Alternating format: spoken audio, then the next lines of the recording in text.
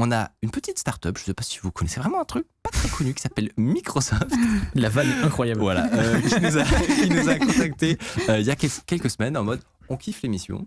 Nous, chez nous, on a des très gros cracks de l'IA qu'on peut vous mettre littéralement à disposition et être vos partenaires du jour. Voilà, moi je n'ai pas trop hésité, j'avoue, sur cette. Let's go. Hein. C'est un grand oui. Et donc, c'est pour ça qu'aujourd'hui, comme vous le voyez, on a la chance. Je demande un tonnerre d'applaudissements dans le chat pour Tiffany.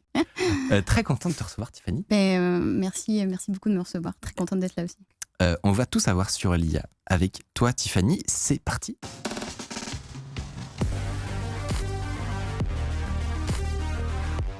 Tiffany, tu nous l'as dit, tu travailles pour Microsoft et donc particulièrement pour tout ce qui est intelligence artificielle. Comment on peut décrire ton job exactement ? Alors, moi, chez Microsoft, je suis relation développeur. Okay. Et donc, relation développeur, en gros, c'est créer de la relation avec les développeurs et développeuses de France. Et on peut le faire de différentes façons. Moi, j'aime bien aller voir les développeurs directement, engager avec eux, leur parler de nos technos, leur parler de nos innovations et les aider surtout à prendre en main nos outils. Donc, en gros, c'est ce que je fais, voilà. Et donc, j'ai cette casquette un peu IA, mais parce que, tout simplement, avec mon background, donc ce que j'ai fait avant Microsoft, j'ai travaillé en tant que développeuse Python. Okay. Et j'étais data ingénieur et j'ai fait aussi pas mal de machine learning. Donc, c'est pour ça que pour moi, c'est plus facile d'engager avec des développeurs qui font ça. Mais j'engage avec tous les développeurs aussi. Je suis ouverte à toutes les développeurs. Alors, l'IA étant un domaine très grand et vaste et nébuleux, là, je vous propose qu'on se concentre sur un truc, un point en particulier aujourd'hui, c'est l'IA concrète pour un développeur. C'est-à-dire qu'en gros, parce qu'on aime bien faire des grands titres, etc., ça peut avoir un côté clickbait ou bullshit et tout. Là l'idée, c'est de se concentrer sur qu'est-ce que très concrètement, ça peut apporter à moi, ma vie de développeur, ou même à un utilisateur peut-être un petit peu power user. Qu'est-ce que concrètement ça peut changer dans nos vies, quoi. Parce que, évidemment, on aime bien regarder les trucs de pointe, les trucs du futur et tout, mais ça se concrétise pas toujours, quoi. Qu'est-ce que l'IA permet de débloquer justement dans la journée du dev, en fait ? Il y a plein d'outils aujourd'hui que les développeurs peuvent utiliser pour, tu vois, en gros, accélérer leur vélocité, tu vois. Et clairement, l'IA, en fait, ça va accélérer encore plus, si tu veux, la vélocité du développeur, parce que ça va l'aider à se décharger de cette charge mentale qui fait que parfois, donc, tu peux être en train de coder et l'IA va t'aider en te suggérant, par exemple, des choses. Je vais prendre un autre exemple parce que là, je suis en train de dévier sur Copilot, mais ça va être après. Mais j'ai un autre exemple, c'est Sketch to Code. Je ne sais pas si vous connaissez comme outil. Pas du tout. Alors, j'en ai vite fait entendu parler, mais je suis très curieux de savoir plus. Mais par exemple, Sketch to Code, c'est une IA qui, à partir d'un dessin fait à main levée, va te permettre de générer le code HTML qui te permet de faire cette page. Donc, par exemple, quand tu es dans une équipe et que tu es en train de designer un mock-up... Attends. Ouais. Tu vas arrêter de coder bientôt, Hardisk. Il y a peut-être... il y a un exemple. Tu vois, en gros, tu dessines un mock-up de ton application ou de ton interface web. Et donc, tu as de l'IA, du computer vision, qui, en gros, va scanner en fait, une image donc, de ton dessin qui est fait à la main et qui va repérer en fait tous les objets qui sont dessus. Donc, quand tu as dessiné un carré, ça représente une image. Quand tu as dessiné un autre carré, ça va représenter une zone de texte, un truc comme ça. Ok. Et par exemple, tu as dessiné un bouton et dans le bouton, tu as écrit, par exemple, inscrivez-vous, tu vois, à la main. C'est ça ma question, c'est s'il y a de la logique, en fait. L'IA va être capable de détecter tous ces objets et de créer du coup la page HTML correspondante. Je vais te dire, tout le monde est halluciné. Genre, si je fais un truc inscription, il sait qu'il faut une DB derrière, que genre. Ah non, alors il te fait juste. Non, il te fait juste l'HTML. Ok. Mais rien que. Ok. Non, mais c'est déjà énorme. Une interface fonctionnelle complètement interprété à partir d'un dessin fait à la main, c'est incroyable. Ça n'a aucun sens. T'as pas de bac, c'est que pour le front. Hein. Mais en fait, comme ça, tu peux tester plus facilement. Tu vois, quand tu fais un mock-up et que tu veux le dessiner vite comme ça ou le tester rapidement avec ton HTML. De l'itération. Exactement. Et ben, tu peux tester plusieurs designs comme ça à la volée en dessinant plusieurs. Du coup, voilà, c'est ce genre d'outil-là qui peut te permettre d'aller plus vite en fait dans ton job de développeur. Cool. Alors, est-ce que il y a d'autres outils peut-être dans ce style-là qui peuvent aider à certains moments de la conception d'un site ou d'une appli ou d'un truc comme ça, autre que Sketch to Code, ou tu parlais de Copilot, on peut passer là-dessus, mais est-ce qu'il y a d'autres trucs que tu as en tête dans cette gamme d'outils-là un peu Ouais, moi j'ai testé du coup l'API, j'ai accès à la bêta de OpenAI. Ok. Et Donc OpenAI qui est un consortium ou je sais pas comment on dit. c'est une fondation, je pense que c'est une entreprise qui a été fondée du coup par Elon Musk et Sam Altman. C'est ça, non lucratif. Et Exactement. l'objectif étant de développer au maximum des algorithmes d'intelligence artificielle. Ouais. Et il y a donc plusieurs façons de tester l'API. Et il y a un test qui est assez drôle, c'est que tu peux écrire ce que tu veux voir s'afficher et en fait, ça va te générer le code à côté. Donc c'est plus à partir d'un français, dessin. En fait. Ouais, génial, ou en anglais, je pense plutôt. Ouais, parce qu'a priori, ça va te faire un résultat plus pertinent si c'est en anglais. Et du coup, tu peux écrire je veux un fond d'écran, je veux un background noir avec des météorites et une fusée. Et en fait, il y a une démo qui est ultra cool. Je sais pas si Gabin peut la trouver d'ailleurs. On va chercher. Où en fait, il y a quelqu'un comme ça qui, juste avec des itérations de texte, génère un site qui est un jeu en fait t'as un vaisseau spatial et puis tu dois esquiver des météorites. Tu me motives bien à tester ce truc-là. On parlait du coup de Copilot. Ouais. Donc on en a rapidement évoqué rapidement évoqué la sortie de cette technologie, donc qui est fait par GitHub, qui est chez Microsoft en fait, et qui est un assistant pour les codeurs. Donc au quotidien, dans ton éditeur de texte, tu peux avoir l'aide d'une IA très puissante. Est-ce que c'est une description réaliste ? Oui. Ce qu'il fait, c'est qu'il est capable, en fonction de ton contexte, dans ton environnement de développement, il est capable de générer des blocs de code qui correspondent à ce que tu as envie, qui correspondent clairement à ce que tu as envie de faire. Voilà. C'est-à-dire qu'on n'est pas du tout dans la même gamme d'outils, on va dire, que ce qu'on connaissait avant, où tu t'écris le début d'une ligne, par exemple, et lui, il va aller deviner de par des fichiers qu'il est allé voir à d'autres endroits du projet, etc. Il allait deviner un truc qui serait plausible que tu veuilles écrire à la fin de ta ligne. Donc en général, il va deviner une dizaine de caractères. Là, on n'est pas sur ça. On est sur un truc qui peut te pondre littéralement 15 lignes de code. Quoi. Ouais. C'est au-delà de l'autocomplétion. C'est pas du tout de l'autocomplétion même. En fait, à ce niveau-là, c'est clairement les suggestions que Copilot te fait ont une logique. Ils sont ultra complexes en fait à générer ces blocs de code et ça analyse vraiment très largement ton contexte dans ton code, ce qui fait que en général ce qu'il te propose c'est ultra pertinent par rapport à toi, ta façon de coder, toi, ton architecture, ta façon de nommer tes variables, ta façon de nommer tes fonctions, etc. C'est une IA qui te connaît en fait. C'est spécial, hein. Ouais. En fait, la démo sur le site est très bonne parce que ça correspond vachement bien. C'est tu mets un commentaire en disant, je sais pas, fais-moi une méthode pour me connecter à Twitter. Et après, tu rentres juste ta clé API et c'est terminé, quoi, tu vois. Et enfin, c'est un exemple bête, mais c'est assez incroyable, quoi. Pour essayer, si on essaie d'expliquer potentiellement à quelqu'un qui n'est pas développeur, ça veut dire que là, tu donnes l'exemple de Twitter. On peut imaginer plein de cas où on a envie de récupérer de la donnée qui vient de Twitter dans un programme automatique. Et en fait, pour faire ça, souvent, on doit passer par ce qu'on appelle une API ou un SDK, etc. Il faut la connaître, il faut lire des documentations très longues. On en parlait tout à l'heure. Et là, en fait, du coup, tu skippes toute la partie relou d'aller connaître les spécificités exactement de comment fonctionne telle ou telle En fait, si tu veux vulgariser, c'est comme dans une recette de cuisine. Au lieu de refaire tout le temps une mayonnaise et de plus savoir combien il faut mettre d'huile dedans à chaque fois, tu fais juste / fais-moi une mayonnaise, tu vois, et il te fait une mayonnaise. Alors c'est pas forcément ta mayonnaise, ni comment tu l'aurais fait très exactement, mais ça fonctionne et c'est une mayonnaise, tu vois. J'adore. Non, mais voilà. je pense que c'est une excellente description. Du coup, alors moi, je l'ai testé évidemment au moment où c'est sorti. Évidemment, les démos sont stylées, mais on sait comme c'est. C'est-à-dire que la page de com est toujours merveilleuse. Est-ce que toi qui l'utilises depuis longtemps, t'as un feedback à nous faire réaliste, tu vois, d'un point de vue d'une dev? Alors, je suis tout à fait d'accord qu'en général, les exemples qui sont montrés, c'est un peu du cherry pick, tu vois. C'est vraiment, on va prendre les meilleurs exemples. Et effectivement, quand moi j'ai commencé à utiliser Copilot, j'étais neutre. Tu vois, je me suis dit, bon, on va voir au-delà du marketing, on va essayer de tester.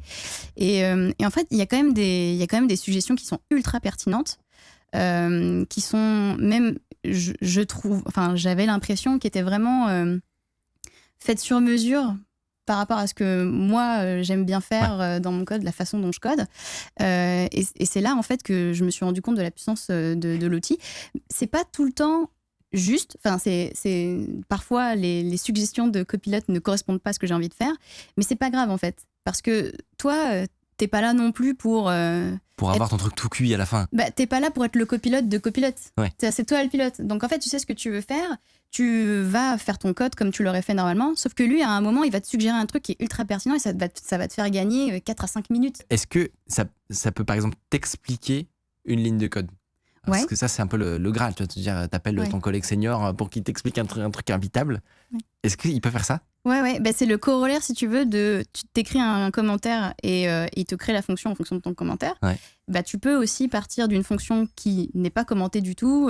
Imagine, tu as fait un code il y a longtemps et puis tu n'as pas fait de docstring, tu n'as commenté rien du tout et tu comprends pas ce qu'elle fait, cette fonction. Ouais. Tu peux arriver en dessous et dire qu'est-ce que fait la fonction Intel et il va te décrire étape par étape la logique qu'il y a derrière ta fonction. C'est incroyable. Et est-ce que, je suis curieux, parce que du coup, toi, tu vois un petit peu, tu disais, tu discutes avec tous les développeurs qui sont chez Microsoft et tout. Est-ce que dans une boîte comme Microsoft, tu as vu un changement dans les usages ? Est-ce que tu arrives à... Parce qu'on sait, les développeurs, la preuve, c'est que moi, je l'ai testé, je l'ai pas encore intégré vraiment dans ma façon de travailler, mais là, tu es en train de me donner envie. Est-ce que tu as remarqué un changement de façon de travailler au quotidien sur les développeurs de Microsoft, par exemple ? Mais alors, moi, je travaille pas mal avec les advocates, donc les cloud advocates de Microsoft, qui sont, en gros, eux, pour le coup, à la pointe. Voilà, des experts absolus dans leur domaine.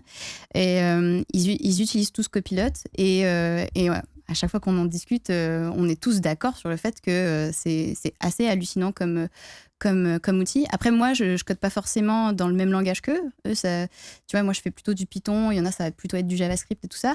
Mais on est tous d'accord pour dire que peu importe nos outils, ça a changé ta façon de travailler, quoi. On est tous bluffés. Ouais. Est-ce qu'il y a moyen de...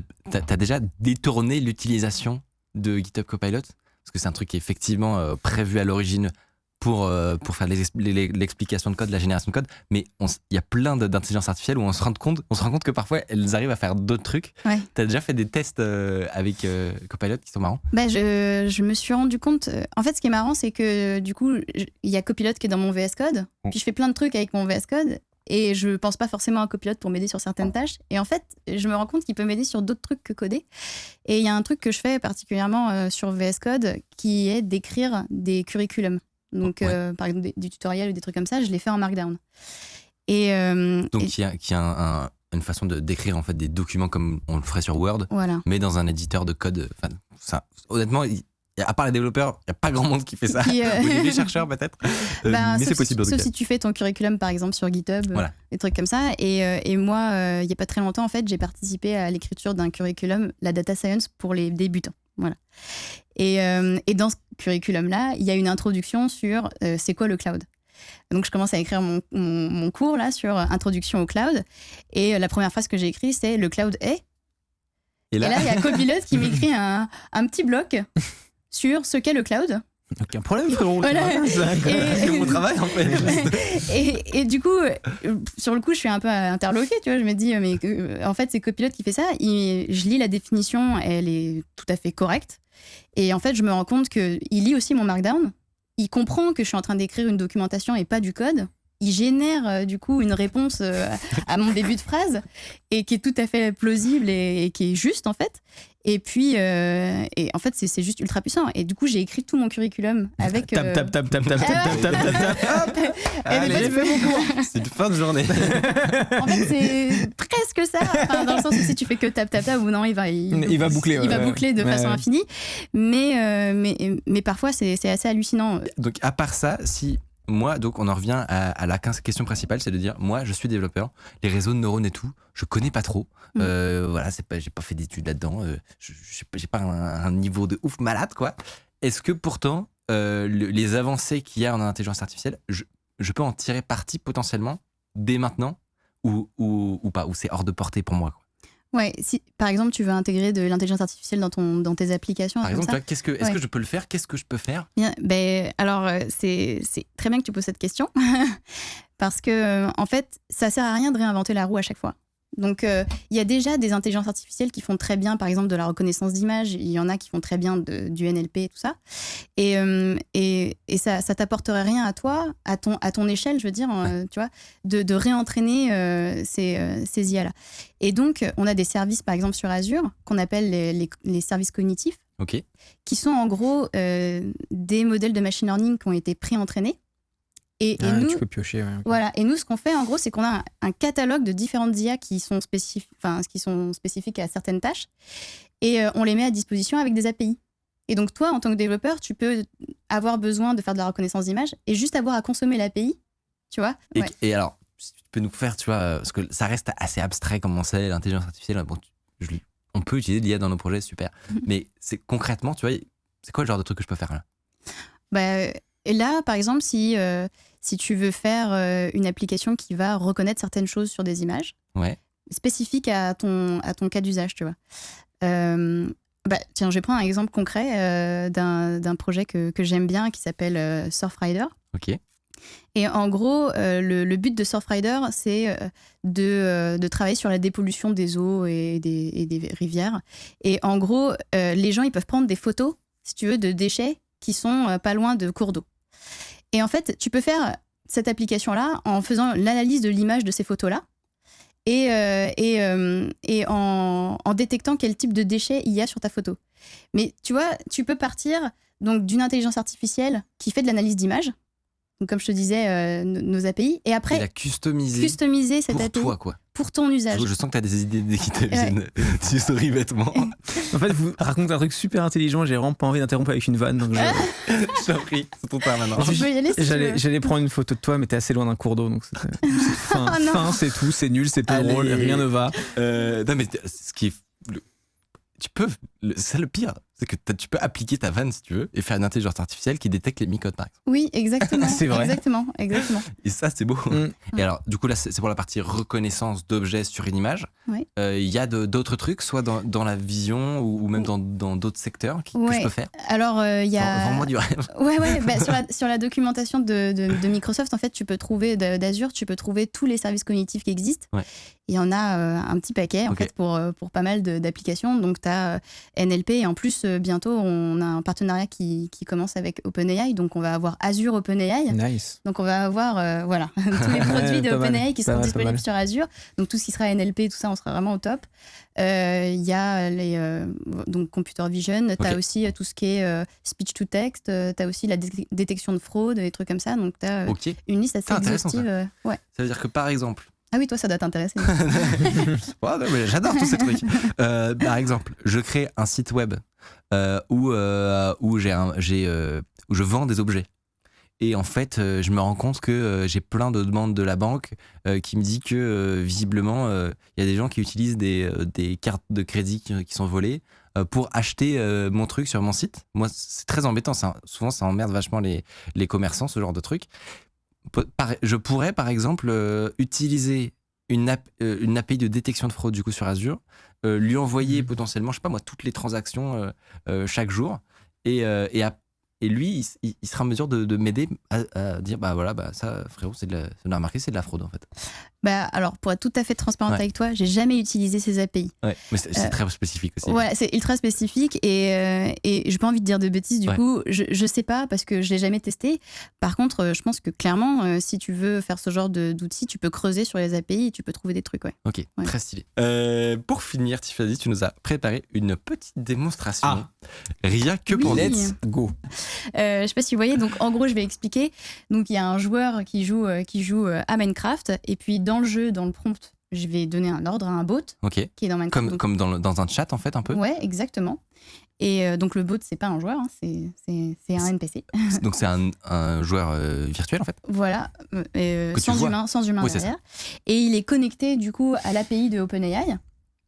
Et donc je vais lui envoyer l'ordre, le mot jump, et OpenAI va générer le code Mindflyer qui va permettre de générer effectivement l'action de sauter sur le bot. C'est Donc, génial. ça peut ne pas marcher. Ouais. Oui, du coup. Voilà. Et puis, parfois, il faut recommencer plusieurs fois et puis la réponse va être différente. Voilà. Donc, on va voir comment ça marche aujourd'hui. C'est vachement plus bac à sable, en fait. Enfin, le résultat est imprévisible. C'est pour ça que je suis comme ça pour la démo, parce que je ne sais pas trop si ça va marcher. Et en fait, là, je vous montre juste le playground de OpenAI. Donc là, c'est juste nous qui parlons à l'API. Sur OpenAI pas GPT-3, donc DaVinci Codex, c'est le modèle qui est là. Et donc comme je te disais, comme je vous disais avant, plus on a de contexte et plus l'IA est capable de donner un résultat pertinent. Donc là en fait j'ai commencé par écrire un commentaire qui dit qu'est-ce qu'on va faire dans ce fichier. Donc on a un fichier qui contient des commandes Minecraft, donc il est en train de comprendre que c'est ça qu'on est en train de construire. Et puis là j'ai mis une instruction go forward, qui est ce que je vais potentiellement mettre dans le prompt dans le jeu. Et là je lui ai donné un exemple de ce qu'il devrait générer, parce que c'est comme ça que dans la librairie Mindflyer on fait avancer. Donc tu lui apprends déjà un premier exemple, quoi. Voilà, je lui montre un premier exemple. Et donc maintenant, si on imagine que je suis là dans le prompt de Minecraft, je vais lui dire go backward pour en arrière, et qu'on va voir ce qu'il va me générer. Il devrait me générer du code qui a du sens. Normalement. Alors, c'est marrant, il n'a pas fait le go backward, mais en tout cas, il a compris que pour tourner à gauche, c'était set control state true pour left, right et tout ça. Donc en fait, il a compris la syntaxe pour ça. Et par exemple, là, si je rentre un nouveau truc... C'est hyper drôle. Là, par exemple, si je mets dans un commentaire... C'est vrai qu'il y a quelqu'un d'autre qui est en train de prendre le contrôle de ton ordi qui écrit. En fait, c'est juste un mec sur TeamViewer. Non, c'est les mecs de Microsoft qui font des démos complètement claqués. En réalité, il faut savoir que les API Azure, en fait, c'est 3 millions de devs. C'est des mecs derrière qui répondent. C'est juste un gars, il s'appelle Dimitri, ça fait une semaine qu'il est là. Non, je peux vous assurer que c'est... Et du coup, là, si j'écris « Hi, how are you ?» comme si je l'ai créé dans le prompt, il va pas forcément répondre la bonne chose, parce que voilà, il va faire dire au bot how are you, mais moi je veux qu'il me réponde, donc je vais lui faire comprendre qu'est-ce que c'est une conversation, et à la place d'avoir le say là, je vais lui faire non, en fait c'est chat qu'il faut que tu mettes là. Ok, donc là tu corriges son intuition. Je le corrige pour que en fait je suis en train de lui apprendre ce que je veux faire. Et là il va me répondre thanks, je sais pas, I'm fine, tu vois, thanks I'm fine. Voilà, donc là il est en train de comprendre capter ce qu'est une discussion. Que ça c'est une conversion. Et puis là, du coup, si je reprends une autre question et je lui dis, je sais pas, what are you up to? Allez, on croise les doigts. Va-t-il comprendre? Nous voulons parler avec lui. Allô? Est-ce que... Allô? Alors, attends, il a créé des trucs, mais j'aimerais bien qu'il réponde à ma question. Attends. Voilà. Il répond textuellement How I'm playing Minecraft, tu vois. Ah ouais. Et il va générer d'autres trucs. Si name is machin. Ouais, voilà. Si je lui pose la question, par exemple, what is your name, il va comprendre qu'il faut qu'il mette my name is et qu'il va récupérer son nom. Le nom de sa variable. Ok. Voilà. Donc, wow. Attends, alors pour résumer, t'as commencé par lui donner une phrase how are you. Ouais. Lui, au début, l'IA de base, elle pense que c'est tu veux faire dire à ton robot cette phrase-là. Tu le corriges, tu lui dis non, en fait, moi, c'est pas ça que je veux faire. Je veux interagir avec toi, ouais. Et après, tu lui fais générer une fois, 2 fois parce que, comme tu disais, c'est pas toujours prévisible ce qu'il va donner. Ouais. Et il finit par capter que tu veux avoir des discussions. Une conversation avec lui, ouais. Et il se met à générer plein de possibilités en comprenant des variables. Ça. Et donc là, techniquement, avec ce contexte-là, il comprend que quand je lui dis un ordre, par exemple jump, ben c'est pas une conversation. Ouais. Il faut que ce soit un set control state, tu vois. Par contre, si je vais commencer à avoir une conversation avec lui, il sait que ça va être du chat. Du coup, il va pas, tu vois, il va pas. C'est un set control state. Ah, pardon, non, je suis l'enfant perdu, moi, sur le canapé. En fait, c'est comme ça dans Minecraft, c'est comme ça que t'appelles. Ah oui, c'est le nom de. Ok, d'accord, c'est bon. Waouh, putain, tu sais pas comment. Waouh, pardon, je suis désolée. Le loser. Et donc là, on va tester dans le jeu. C'est-à-dire qu'il a capté déjà la différence entre des ordres et une volonté de discuter. Ouais. On lui a appris. Non, mais... On lui a appris. Non, c'est ultra puissant. Et donc là, je vais dans le jeu. Et donc là, on va intégrer toutes les briques ensemble. Et on espère que ça va marcher. Enfin, j'espère que ça va marcher. Sinon, c'est la honte pour moi. Mais du coup, donc là, on voit mon bot. Je sais pas si Gabin, tu peux balancer mon. Voilà. Boobot. Donc je suis sur Minecraft. Ah oui, par contre, j'ai pas de souris. Alors, tu m'as passé une souris tout à l'heure. Mais non, c'est pas grave. Je vais m'en sortir comme ça. Et donc, il y a mon bot qui est arrivé et qui dit Hello World. Je fais Hi, how are you? Alors, si j'écris pas tous les mots. Pendant que les vaches font leur vie. Et voilà, il va me répondre I'm great, how about you? Donc là, déjà, tu viens de te créer un pote sur le jeu, en fait. Exactement. Donc là, si je mets jump, a priori, voilà. Il renvoie la commande bot set control strike to true, et du coup, je peux lui demander d'arrêter, voilà. Trop stylé. Voilà. Et là, il comprend que c'est une autre ligne de commande. Et est-ce que là, c'est parce qu'on lui a dit avant que il fallait qu'il prenne en compte cette variable jump? Là, genre, si tu lui demandes d'autres trucs qui n'ont pas été prévus, ça peut marcher quand même? Là, ça a marché, tu vois. Ouais. Maintenant, on peut tester d'autres trucs qui vont pas marcher. Ouais. Oui. Si tu veux. Est-ce que tu peux essayer d'aller plus loin, genre en mode...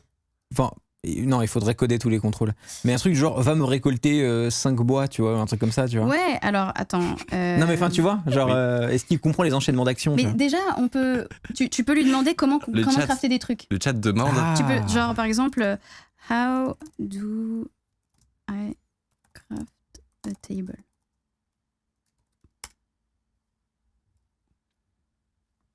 Donc là, ça va être un peu plus compliqué. Donc voilà, il a fait plein d'actions pour récupérer les données. Donc là, il a généré du code et à la fin, il te dit... Et à la fin, il te dit, t'as besoin de 4 planches de chêne, je sais plus quoi, pour faire ta table. Et du coup... d'ailleurs, il en a fait une d'ailleurs. Ah, mais je lui ai pas demandé. Ouais, il me l'a fait. Il t'en a fait une? Ouais, il m'en a fait une. Ok, alors, je sais pas. What? Est-ce que tu peux lui demander de la jeter pour voir? Give it to me. Qu'est-ce qui se passe? Ah, mais il me l'a donné. Quoi? Here you go! Bro! J'aurais pas cru, tu vois. Du coup, Tu peux lui poser une question? c'est ultra cool. Bah ouais, bien sûr. Ok. Donne-moi 10% des parts de Microsoft SAS. Putain, c'est quoi ce truc? Je sais même pas ce qu'il va répondre à ça. Hardisk a hacké la matrice. Ah bah il en a pas. Ah, terrible. Il est pas actionnaire, Boombot. C'est terrible. Je pense que tout le monde va pas forcément saisir à quel point c'est puissant. Ouais.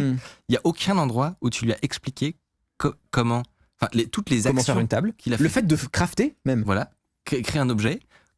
Quelle est la commande pour envoyer un objet?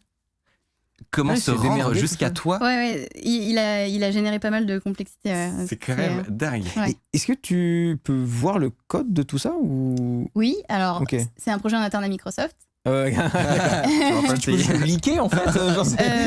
Non, malheureusement. Mais après, du coup, si ça intéresse des gens sur le live... Oui, la réponse est oui. La réponse c'est clair. On était en train de réfléchir avec Wassim Chegam, donc mon collègue avec qui on a bossé sur ce projet. On était en train de réfléchir à peut-être mettre à disposition une version peut-être un peu plus light, et sur laquelle on pourrait effectivement communiquer. Donc peut-être que si ça en intéresse, pinguez-nous sur Twitter. Est-ce que tu as des idées de chat à nous partager? Oui, on demande un kill me, mais... Un quoi? Un kill me, oui. Ah bah très bien. Ah bah tu peux PVP avec... Oui, en vrai. Ça fait... Et c'est du, comme tu dis, du PVP, ça fait partie du jeu, c'est le challenge, quoi. I kill myself. Quoi? Non, Boombot! I unlocked our last interaction. Je pense qu'il était juste... il pouvait pas, quoi. Mais non, mais c'est les lois d'Asimov. Ouais, et voilà, c'est ça. C'était prévu que les IA ne peuvent pas faire ça. Non, je sais pas quelle est la raison, mais on va investiguer. Mais on peut investiguer plus loin. C'est vrai que là, cette démo, elle date de ce week-end, donc en fait... C'est hyper relié, ouais.